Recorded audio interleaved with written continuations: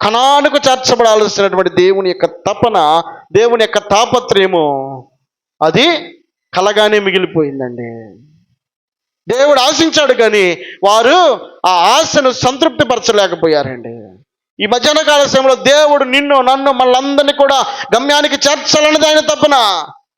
ఇక పరలోకమునికి చేర్చాలన్నది ఆయన తపన. ఆయన నిన్ను, నన్ను, మనందరినీ కూడా ఆయనతో కూడా కూర్చుండబెట్టుకొని ఆయన స్థానంలో నిలవబడాలన్నది ఆయన ఉద్దేశమైంది. కనుక ఆ ఉద్దేశమును గమనించి భక్తుడైన దావీదు అంటాడు, దేవా, నరహంతకులతో నా జీవమును చేర్చకము, పాపులతో నా ప్రాణమును చేర్చదయ్యా.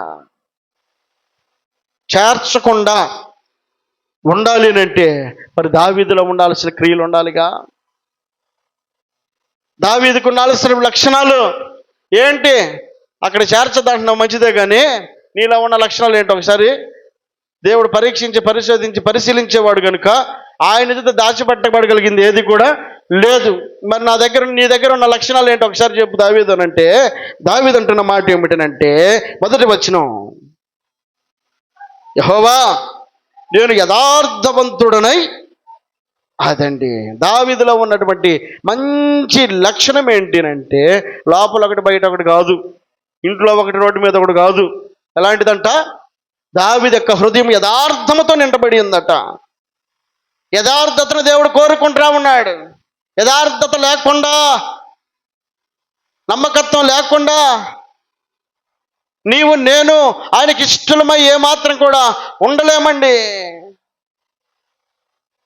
యథార్థత అనేది దేవుడు చూస్తూ ఉన్నాడు. దావీదు అంటాడు, దేవా నేను యథార్థముగా ప్రవర్తిస్తూ ఉన్నాడు. ఇదిగో తప్పును ఒప్పుకొని విడిచిపెట్టడానికి దావీదు ఇష్టపడ్డాడు. చేసిన చిన్న పొరపాటు, ఆ పొరపాటును దావీదు అంటాడు, దేవా కేవలం నీ ఎదుట నేను పాపం చేసి ఉన్నానయ్యా. లేదు నేను ఎప్పుడు చేశాను అని అనలా. అబ్బాయి నాకు అస్సలు తెలియదు అని అనలా. ఆదాం అన్నట్టు నువ్వు నాకు ఇచ్చినటువంటి అవ్వ నాతో పాపం చేపించింది అయ్యా, కుదురుతుందా?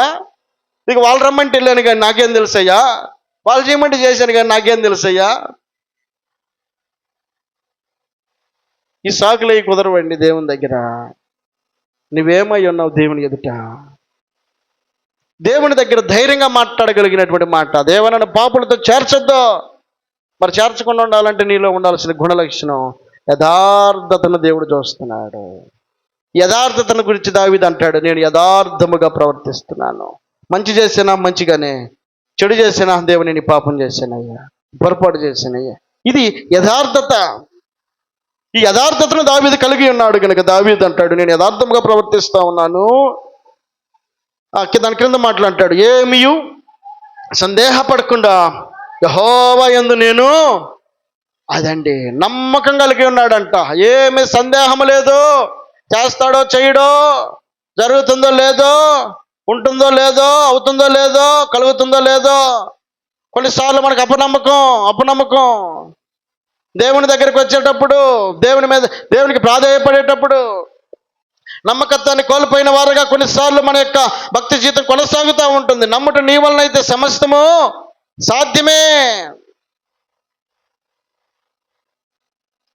దేవుని వాక్యంలో రాయబడినటువంటి మాట, దేవుని యొద్దకు వచ్చేవాడు ఆయన ఫలము దయచేయవాడనియు నమ్మవలెను కదా అని అంటాడు హెబ్రీయులకు రాసిన పత్రికలో. ఎలాంటి వాడంటే ఆయన ఫలము దయచేయవాడని మనం నమ్మాలి. ఆయన దగ్గరకు వచ్చేటప్పుడు ఆయన ఏదైనా చేస్తాడని మనం నమ్మాలి. నమ్మిక లేకుండా ఆయనకి ఇష్టమై ఉండుట అసాధ్యం. కాబట్టి దావీదులో ఉన్నటువంటి రెండవ క్వాలిటీ ఏంటంటే, నేను నమ్మకత్వం కలిగి ఉన్నానయ్యా. అందుకే కదా కష్టంలో సైతము, బాధలో సైతము, కృంగిపోయే పరిస్థితుల్లో సైతము 62వ కీర్తనలో 63వ కీర్తన మొదటి వచనం అంటాడు, దేవా నా దేవుడవు నీవే, వేకువని నేను నిన్ను వెతుకుదును, నీ బలమును నీ ప్రభావమును చూడవలెనని పరిశుద్ధాలయమందు నేనెంతో ఆశతో. అదండి ఎలాంటి పరిస్థితులు రాశాడు. ఆ మాట అనగానే ఏం చేయాలి తెలుగు కల్లోళ్ళు? పైన చూడాలా, ఏమంటారు చదవాలి వెంటనే. దావీదు యోధ అరణ్యములో ఉండగా రచించిన కీర్తన అండి. సింహాసనం మీద కూర్చొని సుఖభోగాలు అనుభవించే సమయంలో కాదు, సంతోషం కళ్ళ ముందు ఉన్నప్పుడు కాదు. యోధ అరణ్యంలో, అరణ్యం అనగా ఎవ్వరు లేని ప్రదేశం. అరణ్యంలోకి వెళ్ళడానికి గల కారణం తన కుమారుడైన అబ్షలోము తరిమాడు తన రాజ్యాధికారం కోసం. కష్టాన్ని దిగమింగుకొని దేవునితో మాట్లాడుతున్నాడు, నా దేవుడవు నీవేనయ్యా. శ్రమ ఉంది, శ్రమ, బాధ ఉంది, కన్నీరు ఉంది, దుఃఖం ఉంది. అంత మాత్రం చేత నువ్వు నా దేవుడు కాకపోతావా? నా దేవుడవు నీవేనయ్యా, వేకువనే నేను నిన్ను వెతుకుతా. ఎన్ని శ్రమలు అన్నారా అని, ఎన్ని కష్టాలు అన్నారా, ఎన్ని ఇబ్బందులు అన్నారా అని, ఎలాంటి పరిస్థితి నా ఎదురుకు వచ్చినప్పటికీ వాటన్నిటిలో వేకువనే నిన్ను మాత్రం నేను వెతకకుండా మానను అని అంటున్నాడండి. నమ్మకత్వం కలిగి యథార్థముగా దేవుని మీద గురి కలిగి ప్రయాణిస్తున్నటువంటి దావీదును మనం అక్కడ చూడగలుగుతాం. దేవునికి మహిమ కలుగును గాక. హల్లెలూయా. మూడవది అంటాడు, 3వ వచనంలో, నీ కృప నా కన్నుల ఎదుట, 26వ కీర్తన 3వ వచనం, నీ కృప నా కన్నుల ఎదుట, అదండి దేవుని కృపను తన కన్నుల ఎదుట ఉంచుకొని ఉన్నాడు. మనం గ్రహించాలి. చాలాసార్లు ఆయన కృపను మనం మర్చిపోతూ ఉంటాం, ఆయన కృపను మనం ఆదమరుస్తూ ఉంటాం. ఆయన చేశాడన్న విషయం పక్కన పెట్టేసి నేనే అని అనుకుంటాం. యాడ్ నువ్వు ఇచ్చినటువంటి కృప ఆయన్ని బట్టే కదా.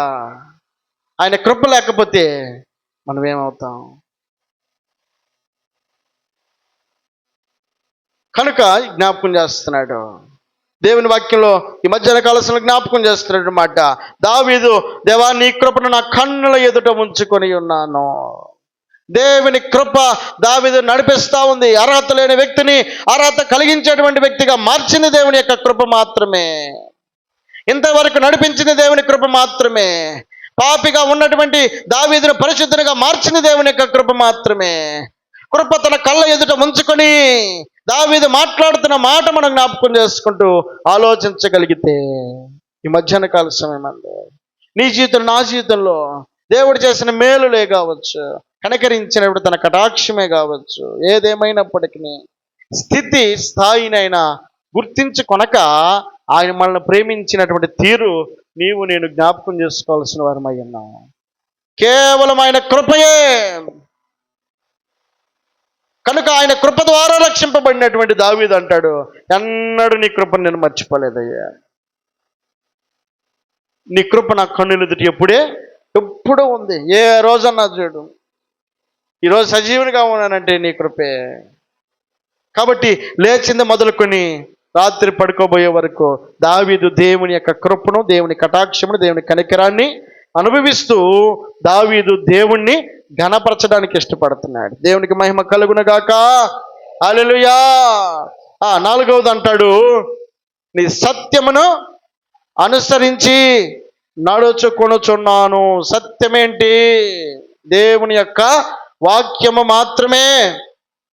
దేవుని యొక్క సత్యము నమ్మకమైనది, యథార్థమైనది. దేవుని యొక్క ధర్మశాస్త్రము మాత్రమే. దివారాత్రము దాన్ని ధ్యానించేవాడు ధన్యుడు. అతడు నీటి కాలువలు ఎవరు నాటబడినది ఆకువాడక తన కాలమందు ఫలమిచ్చే చెట్టు వలె ఉండును. ఎవరు? దేవుని యొక్క ధర్మశాస్త్రం అనుసరించేటువంటి వ్యక్తి. దావీదు అంటాడు, దేవా నేను నీ సత్యమును అనుసరించి నడుచుకుంటూ ఉన్నానయ్యా. నమ్మకమైనది ఏదైనా ఉందనంటే అది దేవుని వాక్యం మాత్రమే. మాట పలికిన దేవుడు మాటను నెరవేర్చగలిగినటువంటి వాడై ఉన్నాడు. కనుక అలాంటి గొప్ప దేవుని మాటలను దావీదు ఎరిగి ఉన్నాడు. దావీదు హృదయంలో పెట్టుకున్నాడు దేవుని యొక్క సత్య వాక్యమును. నమ్మకమైనది దేవుని యొక్క వాక్యము మాత్రమే. దేవుని యొక్క వాక్యము మన పాదములకు దీపము. దేవుని యొక్క వాక్యము ఈ మధ్యాహ్న కాల సమయంలో నన్ను మళ్ళందరినీ కూడా బలపరిచేదై ఉందండి. కనుక అలాంటి సత్యమును అనుసరించి నడవడానికి ఇష్టపడుతున్నాడు. వాక్యానుసారంగా తన ప్రయాణం కొనసాగిస్తున్నాడండి. తన ఉద్దేశాలు కాదు, తన ఆలోచనలు కాదు. వాక్యం ఏం చెప్తా ఉంది? ఆ వాక్యాన్ని అనుసరించి, వాక్యమై ఉన్న దేవుణ్ణి అనుసరించినట్టే నీ వాక్యానికి లోబడితే ఆది యందు వాక్యము ఉండిన వాక్యము దేవుని యొద్ద ఉండిన ఆ వాక్యమే దేవుడై ఉండెను. ఒక్కసారి కనుక ఏదన్నా చిన్న పొరపాటు చేసినప్పుడు, వాక్య జ్ఞాపకం వచ్చినప్పుడు కనుక వాక్యానికి కనుక నీ విరోధంగా పనిచేస్తే ఎవరికి విరోధంగా పనిచేసినట్టు? మరి దేవుని వాక్యం మనకి ప్రకటించబడతా ఉంది దేవుని సన్నిధిలో దైవ సేవకుల ద్వారా. వింటా ఉన్నాం, మనం కూడా టీవీలో చూస్తూ ఉన్నామే. నిద్ర లేచింది మొదలుకొని ఎక్కడో చోట దేవుని వాక్యం వింటానే ఉన్నామే. ఈ వాక్యం అంతా ఎటుపోతా ఉంది, దేన్ని అనుసరిస్తూ ఉన్నాం. లోకం మనకేమీ పని కట్టుకొని నేర్పింది ఏమీ లేదు. పోతా ఉంటే నేర్చుకుని లోకంలో మరి పని కట్టుకొని నేర్పుతున్నటువంటి దేవుని వాక్యం ఏమో పక్కన పెట్టేసి దారిని పోతా ఉన్నప్పుడు కనబడేటువంటి లోకానుసారమైన ఆలోచనలకు ఎంతో అవకాశం ఇస్తూ ఉంటాం.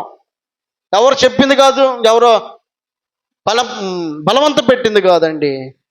మరి బలవంత పెట్టే దేవుని వాక్యాన్ని ఏమో విసర్జిస్తుంటే, ఎవరో నేర్పకుండానే లోకంలో చూసి ఇది చెయ్యి అనకుండానే మనం అంత చక్కగా లోకానుసారమైనటువంటి ఆలోచనలకు అవకాశం ఇస్తున్న వారం అయితే మనం సత్యాన్ని అనుసరించిన వారము కాదు. దావీదు అంటాడు, ఎలాంటి పరిస్థితులు ఎదురైనా దేవా నీ సత్యమును అనుసరించి మాత్రమే నేను నడుస్తా ఉన్నాను. 5వది అంటాడు, పనికి మాలిన వారితో నేను సాంగత్యము చెయ్యను, వేషధారులతో నేను పొందు చెయ్యను, దుష్టుల సంగము నాకు అసహ్యము, భక్తిహీనులతో సాంగత్యము చెయ్యను. చాలండి. కీర్తనల భాగం 1వ అధ్యాయం 1వ వచనంలో రాయబడిన మాట ఏమిటంటే, దుష్టులు ఆలోచన చొప్పున నడవక, పాపుల మార్గము నిలవక, అపహాసకులు కూర్చున్న చోట కూర్చుండక. చాలండి. దేవుడు చెయ్యొద్దు అని అంటున్నాడు. చెయ్యొద్దు అన్నదాన్ని చేస్తాం, చెయ్యమన్నదేమో తీసి పక్కన పెడతాం. మరి పరలోకం కావాలా, నిత్యరాజ్యం కావాలా? యేసుక్రీస్తు పక్కనే పెద్ద సీటు మనకు కావాలా? కాబట్టి కీర్తనకారుడు అంటాడు, పనికి వాళ్ళని వారితో నేను సాంగత్యము చేయనయ్యా. వేషధారులతో పైకి ఒకటి లోపల ఒకటి, మన ముందు ఒకటి మన వెనకాల ఒకటి చెప్పే వారితో నేను సహవాసము చేయనయ్యా. భక్తిహీనులతో సాంగత్యము చేయను. మరి మన చేసే సహవాసంలో భక్తి జీవితంలో మనం ఏమన్నా మెరుగుపరచబడ్డామా, లేకపోతే లోకానుసారంగా మనం ఏమన్నా అనుసరిస్తూ ఉన్నామా? ఏది మనల్ని నడిపిస్తూ ఉంది? మన సాంగత్యంలో, మన సహవాసంలో. అదే జ్ఞాపకం చేసుకోగలిగితే దావీదు అంటాడు, ఇవన్నీ నాకు తెలుసు, తెక్కలోనే కాదు తెలివి కల్లోనే, కాబట్టి ఇవన్నీ విడిచిపెట్టా. లేకపోతే లోకం ఎప్పుడో నన్ను ముంచేసి ఉండేది. జ్ఞానంగా ప్రవర్తించాను కాబట్టి వీటన్నిటిని పక్కన పెట్టి ఏది అవసరమో దాన్ని అనుసరించడానికి ఇష్టపడుతున్నాను. కాబట్టి వాక్యంలో రాయబడిన మాట, ఇదిగో భక్తిహీనులతో నేను సాంగత్యం చేయడం లేదు, నిర్దోషిని నా చేతిలో కడుక్కుంది. ఈ రోజుకి ఇప్పటికిప్పుడు పిలిచిన నాలో పొరపాటు ఏందో చూడమని చెప్పి అన్నట్టుగా దావీదు తన యొక్క జీవితాన్ని కట్టుకుంటున్నాడు, కాపాడుకుంటున్నాడు, భద్రపరుచుకుంటున్నాడు. ఇంకా యెహోవా నీ బలిపీఠము చుట్టూ ప్రదక్షిణ చేయుదును. ఏం చేస్తున్నాడంట? బలిపీఠము చుట్టూ ప్రదక్షిణ చేస్తున్నాడు. బలిపీఠము అనగా ఎక్కడ ఉంటుంది? దేవుని యొక్క మందిరములో, దేవుని యొక్క సన్నిధిలో. ఎప్పుడు చూసినా ఎప్పుడు ప్రార్థన అని చెప్పిన మందిరంలోనే ఉండిద్ది. మరి అదే భక్తి పరులకు ఉండాల్సిన లక్షణం. అక్కడ ఇక్కడ కాదు. ఎక్కడ ఉండాలా? ఎక్కడ ఉండాలో అక్కడ ఉండాలి. డాక్టర్ ఎక్కడ ఉంటాడు? మరి భక్తి పరులు ఎక్కడ ఉండాలి? ఎవరు ఎక్కడ ఉండాలి? అక్కడ ఉంటేనే విలువ కలిగినటువంటి స్థలములో నీవు నేను ఉండాల్సినటువంటి వ్యక్తులమై ఉన్నా. అందుకే కీర్తనకారుడు అంటాడు, యెహోవా నీ బలిపీఠము చుట్టూ ప్రదక్షిణ చేయుదును, అక్కడ కృతజ్ఞతాస్తుతులు చెల్లించుదును, నీ ఆశ్చర్య కార్యములను అక్కడ వివరింతును. దేవుని సన్నిధిలో నివసించడం మాత్రమే కాదు, కృతజ్ఞత చెల్లిస్తా ఉన్నాడంట. దేవా నాకు ఇంతవరకు నువ్వు ఇచ్చిన కృపయ్యా. ఇది దేవునికి థ్యాంక్స్ చెప్తా ఉన్నాడు. చాలాసార్లు మనం థ్యాంక్స్ కూడా చెప్పలేము, ఆయనకి మర్చిపోతూ ఉంటాం, లెక్కలేని వారుగా ఉంటాం. కానీ దేవునికి కృతజ్ఞత చెల్లించాలి ఆయన చేసినటువంటి కార్యములను బట్టి. అంత మాత్రమే కాదు, యెహోవా నీ నివాస మందిరమును నీ తేజో మహిమ నిలుచు స్థలమును ఇదండి. ఏం చేయాలంట? నీ నివాసము. ఆయన నివాసం ఎక్కడుందండి? మనకు చక్కటి ఇల్లులు ఉన్నాయి, మనం చక్కగా మన ఇళ్ళలో మనం నివసిస్తూ ఉన్నాం. ఆయన నివసించే స్థలం ఒకటి ఉంది, అది దేవుని యొక్క మందిరం అయి ఉంటే, ఆ మందిరము నీవు నేను దర్శించి అక్కడ ప్రార్థించేటువంటి వ్యక్తులమై ఉండటం మాత్రమే కాకుండా, నీ నివాస మందిరమును, నీ తేజ మహిమ నిలుచు స్థలమును నేను ప్రేమించుచూ ఉన్నాను. భక్తి పరులకు ఉండాల్సిన గుణం ఏంటంటే మందిరాన్ని ప్రేమించాలండి. యెరూషలేమా, నిన్ను ప్రేమించేవారు అది మన వర్ధిల్లాలి. మనం బాగుంటే కాదు, మన నివాసాలు బాగుంటే కాదు, దేవుని మందిరము బాగుండాలి. దేవుని మందిరమును మనం ప్రేమించిన వారమైతే దేవుని ప్రేమించినటువంటి వ్యక్తిగా దేవునిని పరిగణిస్తాడు. దేవుని మందిరమును నాది కాదులు అనుకోకూడదు, మనది. దేవుడు నివసించే స్థలము, దేవుడు ఉండే స్థలమని నువ్వు గ్రహించగలిగితే, కీర్తనకారుడు అంటాడు, దేవా నీ తేజో మహిమ నిలిచే స్థలమును నేను ప్రేమిస్తున్నానయ్యా. కాబట్టి ఆ స్థలమును ప్రేమిస్తే ఏం చేయాలి? ఆ మందిరానికి కావలసినటువంటి ప్రతిదీ కూడా మనం సమకూర్చాలి. మన ఇంట్లో ఇప్పుడు అనుకుంటున్నా అది లేదు ఇది లేదని చెప్పానని ఇంటికి టైల్స్, నేను కూడా మొన్న అనుకున్నా మా ఇంటికి కొంచెం పార్కింగ్ టైల్స్ చేస్తే బాగుండే, చండాలంగా ఉన్నాయి. వాళ్ళ ఇల్లు చూస్తే వచ్చిన తర్వాత నా ఇల్లు కూడా అట్లా ఉండాలని కోరుకున్నా. మరి దేవుని ఇల్లు ఇటు పక్కంతా ఇగో గుంటలు పడిపోయి మొత్తం కూడా బండలు దిగిపోయినాయి. ఆ గ్రౌండ్ చూడకపోతే ఇంకా చెప్పలేము. ఒకప్పుడు బ్రహ్మాండంగా ఉండేది ఆ గ్రౌండ్, మొత్తం ఎట్టయిపోయింది. మనిషి నడవడానికి కూడా ఒకప్పుడు మంచిగా ఫంక్షన్లు చేసుకున్నాం అక్కడ, ఇప్పుడు ఎట్టుంది అక్కడ? తొంగ పెరిగింది. కనుక దేవుని మందిరం మనం ప్రేమించాలండి. దేవుడు నివసించే తేజో స్థలమును మనం ప్రేమించాలి. ఇది భక్తి పరులకు ఉన్న ఆలోచన, ఆశ. ఇలాంటి ఆశ నీవు నేను మనం కలిగిన వారమై ఉండాలి. కనుక ఇలాంటి క్రియలు అనుసరిస్తున్నటువంటి వ్యక్తి ధైర్యంగా మాట్లాడగలుగుతున్న మాట ఏమిటనంటే, దేవా ఇదిగో ఈ లిస్ట్ అంతా చెప్పిన తర్వాత ఇప్పుడు అంటాడు, ఏమంటున్నాడు? పాపులతో నా ప్రాణము. మరి దావీదుకి ఒక వెయిట్ ఉంది, ఒక బలం ఉంది, ఒక ధైర్యం ఉంది. కారణం ఏంటంటే ఇవన్నీ నేను చేస్తున్నానయ్యా, వీటన్నిటి నేను అనుసరిస్తా ఉన్నానే, వీటన్నిటి నేను కొనసాగిస్తూ ఉన్నాను, యథార్థంగా ప్రవర్తిస్తూ ఉన్నాను, నీ యందు నమ్మిక ఉంచి ఉన్నాను. దేవా నా కన్నులు నీ కృపను నా కన్నులు ఎదుట ఉంచుకొని ఉన్నాను, సత్యం అనుసరిస్తూ ఉన్నాను, పనికిమాలిన వారితో సాంగత్యం చేయడం లేదు, వేషధారులతో పొందు చేయడం లేదు, దుష్టుల సంఘము నాకు అసహ్యంగా కనబడతా ఉంది, భక్తిహీనులతో సాంగత్యము చేయడం లేదు. అంత మాత్రమే కాదు, బలిపీఠము చుట్టూ ప్రదక్షిణ చేస్తూ ఉన్నాను, కృతజ్ఞతాస్తుతులు చెల్లిస్తూ ఉన్నాను, ఆశ్చర్య కార్యములను వివరిస్తూ ఉన్నాను, నీ నివాస మందిరము నీ తేజో మహిమ నిలుచు స్థలమును నేను ప్రేమిస్తా ఉన్నానే. ఇన్ని చేస్తున్నాను కదా, మళ్ళీ దేశపోయి నన్ను పాపులతో చేరిస్తేట. నేను కూడా దివారాత్రము నీ వాక్యముని ధ్యానించిన వాడినే కదా. కాబట్టి అతను నీటి కాలంలో ఎవరు నాటబడేది ఆకువాడికి తన కాలం మీద ఫలమిచ్చే చెట్టు వల్ల నా జీవితం కూడా ఉండాలి కదా. కాబట్టి పాపులతో మాత్రం నా ప్రాణాన్ని మరి చేరిస్తే మాత్రం నేను ఊరుకోనయ్యో అని అంటున్నాడు. ఎట చేరుస్తావు? నేను ఇన్ని చేస్తున్నానుగా. మరి ఈ ధైర్యం ఉండాలి అంటే దానికి తగినటువంటి జీవితాన్ని జీవించి ఉన్నాడు కనుక దావీదు అడగటానికి ఒక అర్హత కలిగి ఉన్నాడండి. ఈ మధ్యాహ్న కాలశ అర్హత నీవు కూడా కలిగి ఉండాలని దేవుడు కోరుకుంటున్నాడు.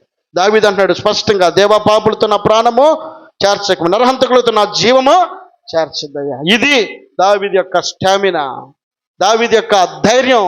ఈ మధ్యాహ్న కాల సమయంలో నీవు నేను విశ్వాసిగా కొనసాగుతూ ఉంటే నీలో నాలో ఉండాల్సినటువంటి ధైర్యం కలిగేటువంటి భక్తి జీవితాన్ని కొనసాగించి దేవునికి నమ్మకంగా ఉందముగాక. ఈ మాటలు దేవుడు దీవించునుగాక.